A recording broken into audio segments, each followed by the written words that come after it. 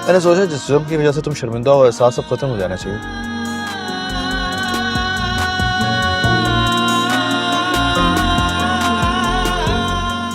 इस अंगूठी से। क्यों? मुझे तो अच्छी लगी।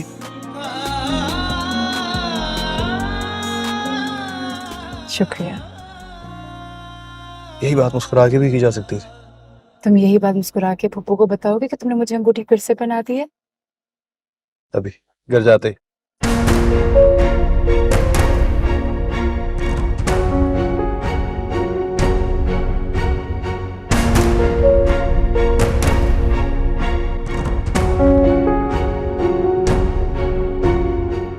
लेकिन ये वो अंगूठी नहीं है जिसमें मेरा हक था।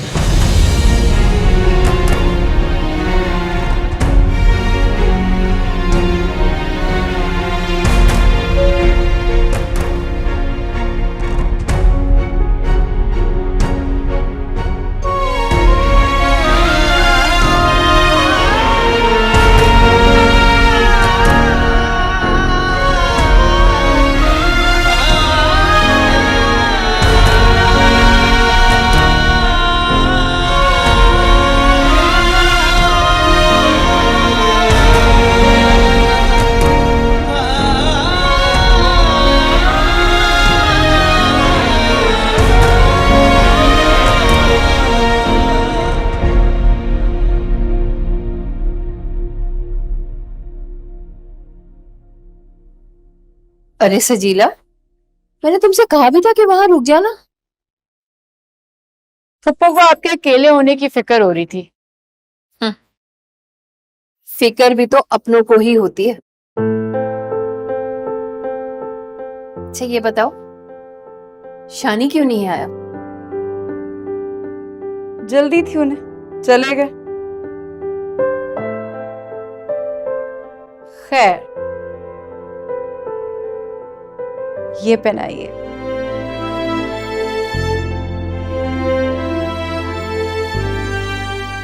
माशाल्लाह माशाल्लाह, बहुत खूबसूरत है सजीला।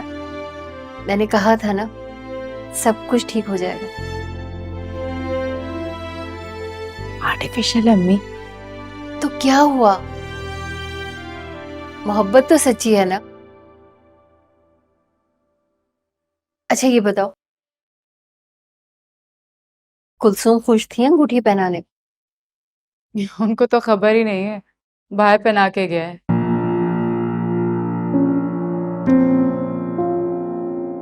लेकिन दिल से पहनाई है उसने।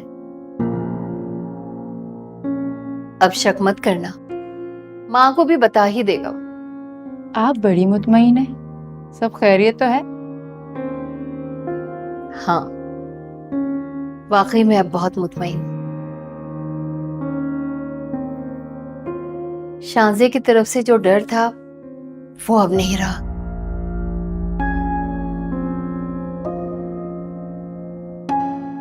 तुमने देखा नहीं, उसकी माँ कैसे फंक्शन छोड़ के चली गई थी? वो क्यों छोड़ के गई थी? जब मैंने उनको बताया कि तुम शानी की मंगेतर हो, तो फौरन उठ के चली गई। शायद उन लोगों को पता नहीं था। शांजे को तो पता था, शायद उसी ने नहीं बताया हो सकता है। आपने दवाई खाई? हाँ, खाने ही जा रही थी। हाँ हाँ हाँ, अच्छा हुआ मैं टाइम पे आ गई ना, मुझे पता था कि आप नहीं खाएंगी। जब ससुराल चली जाओगी तो क्या उस वक्त भी मुझे आकर खिलाया करोगे? तब की तब देखी जाएगी, अभी तो लेकर आऊं मैं आपकी दवाई। आप भी ना।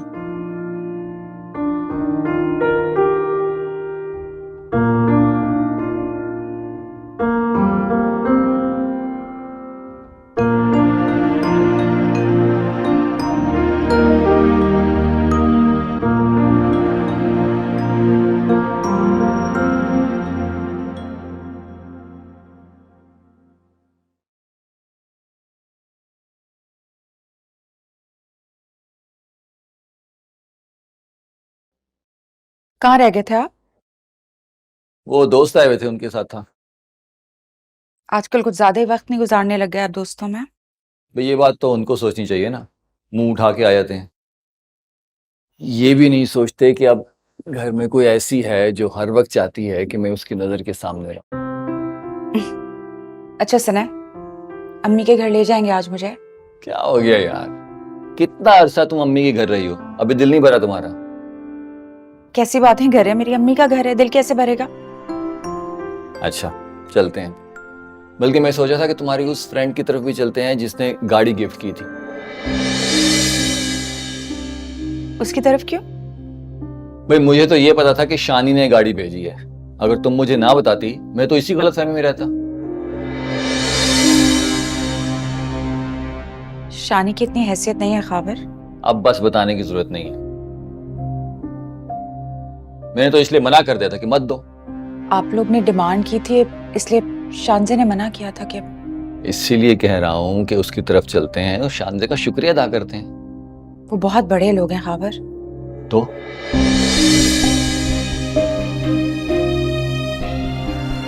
देखो, दोस्ती में कोई छोटा बड़ा नहीं होता। मुझे लगता है कि अगर तुम जाओगी तो उसको अच्छा लगेगा। ये अलग बात है कि तुम चाहती नहीं हो कि मैं वहां जाऊं। नहीं नहीं, ऐसी कोई बात नहीं है। तो बस ठीक है, कॉल कर दो उसको कि हम कल उसकी तरफ आ रहे हैं।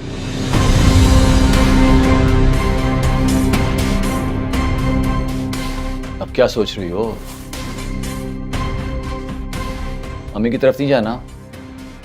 अभी आपने ही तो कहा कि नहीं जाना। हम मजाक कर रहा था। उठो, तैयार हो जाओ। नहीं लेके जाऊंगा तो कहोगी कि शौहर पाबंदियां लगाता है। उठो।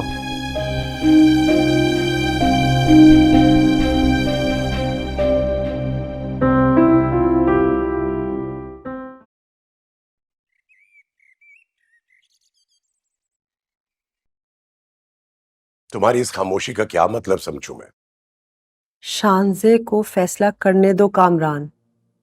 कैसा फैसला? मैं उसे बता चुकी हूँ हमारे प्लान्स क्या हैं। तो फिर उसका शादी करने का कोई इरादा नहीं है अभी। उसका शादी करने का इरादा नहीं है या वो लड़का नहीं मान रहा अभी तक? मेरी बात सुनो कैम, हर चीज पे मूड ऑफ करने की जरूरत नहीं है। वो बच्ची नहीं है, हम उसको फोर्सफुली कायल नहीं कर सकते। समिया, कैसी बातें कर रही हो? मैंने सारी प्लानिंग कर ली है, मुझे दुबई मूव करना है। तो हो जाओ, कौन रोक रहा है तुम्हें? तुमने भी तो मलेशिया वाला ऑफिस ज्वाइन करना है ना? मैं उनसे बात कर लूंगी। अगर वो डिले नहीं कर सकते तो मैं ऑफर रिजेक्ट कर दूंगी। क्या बात कर रही हो तुम? It was your dream. तुमने कितनी मेहनत की थी उस एनजीओ के साथ मिलकर। मैं शानजे को अकेला नहीं छोड़ सकती कैम। क्या बेवकूफी है भाई, शानजे को समझाओ कि सेल्फिश ना बने।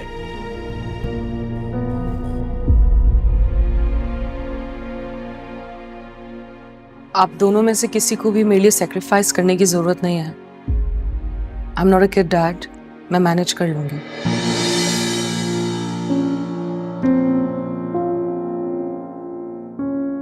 आई नो बेटा, you are not a kid. इसीलिए तो कह रहे हैं कि फाइनल डिसीजन लो अपनी जिंदगी का, क्योंकि ये सब कुछ तुम्ही ने तो संभालना है। फिर इस सब से मेरे डिसीजन का क्या ताल्लुक है? समिया, तुम ही समझाओ इसे।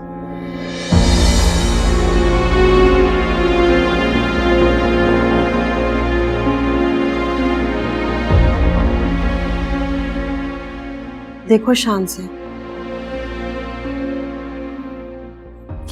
ये बात बिल्कुल सिंपल है भाई। अगर शानी का कोई ऐसा वैसा इरादा नहीं है तो तुम अपनी जिद क्यों नहीं छोड़ देते?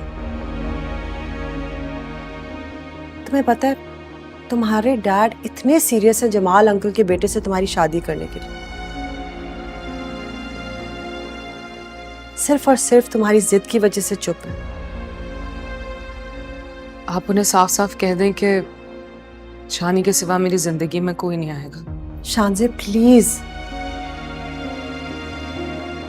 तुम अपनी जिद छोड़ दो, अकेली रह जाओगी बेटा।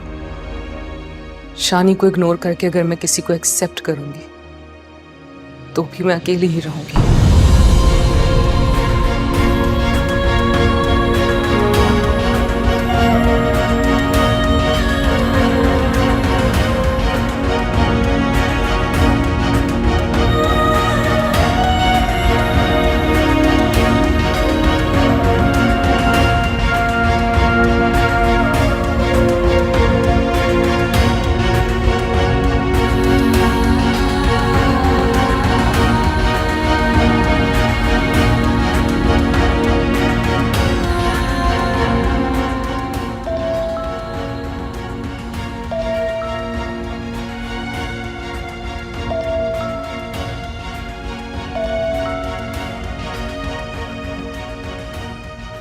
अस्सलाम वालेकुम। नादिया कैसी हैं आप? हाँ जी, मैं बिल्कुल ठीक हूँ। मैंने डिस्टर्ब तो नहीं किया आपको? नहीं नहीं, बिल्कुल नहीं। दरअसल मैं और खावर हम दोनों आपसे मिलना चाह रहे थे। मुझसे? जी, वो दरअसल जब से खावर को पता चला ना कि गाड़ी आपने तोहफे में दी है, तो वो चाह रहे थे कि मिल के आपका शुक्रिया अदा करते हैं। इसकी बिल्कुल जरूरत नहीं है। इनफैक्ट मैं तो खुद सोच रही थी कि आपको फोन करूंगी। मुझे? हाँ, मैं सोच रही थी आपको और खावर भाई को डिनर पे इनवाइट करूं। कब फ्री हैं आप लोग? नहीं नहीं, प्लीज रहने दें, आपने पहले इतना कुछ किया है हमारे लिए। हमें डिनर पे बुलाना चाह रही हैं। अच्छा भाई, देखो तुम्हारी दोस्त है, इनकार नहीं कर सकते, बुरा ना मान जाए ना। चलें ठीक है, ओके, अल्लाह हाफ़िज़।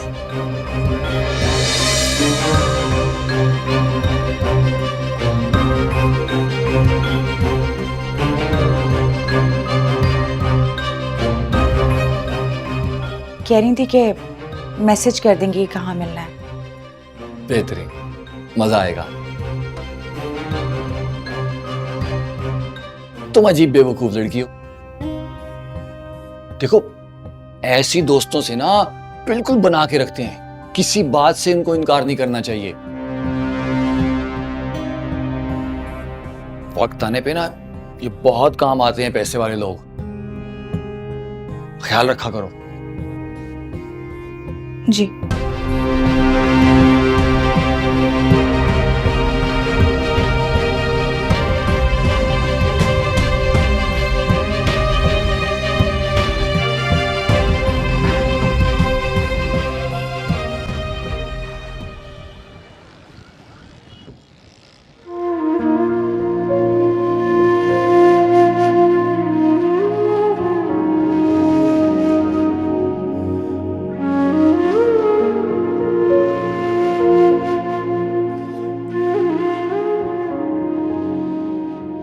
तुम लंच पे नहीं आए, मैं वेट कर रही थी तुम्हारा। मूड नहीं है मेरा। एक ही घर में हम दो अजनबी की तरह क्यों रह रहे हैं? एक दूसरे के साथ बातें शेयर करनी चाहिए और तुम्हें ये बात समझ आनी चाहिए। आपको समझना चाहिए मो। मैं शानी के सिवा किसी के बारे में नहीं सोच सकती। इसी तरह सोचती रहोगी तो एक ना एक दिन अपने फैसले पे पछताओगी। आप क्यों चाहती हैं कि मेरे पछतावे का सफर अभी से शुरू हो जाए?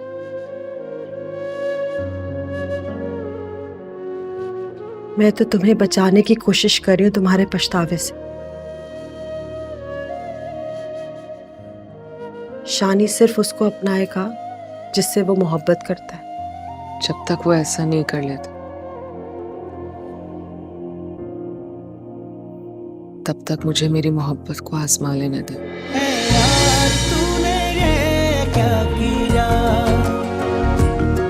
हाँ, प्यार के काबिल कर दिया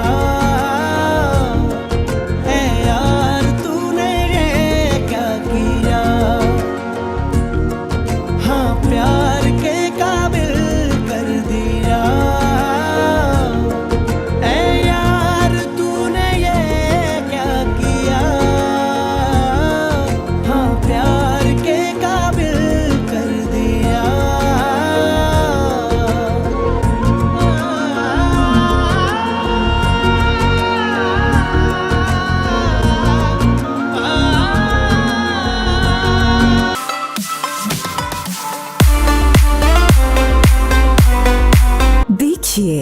एहराम जुनून।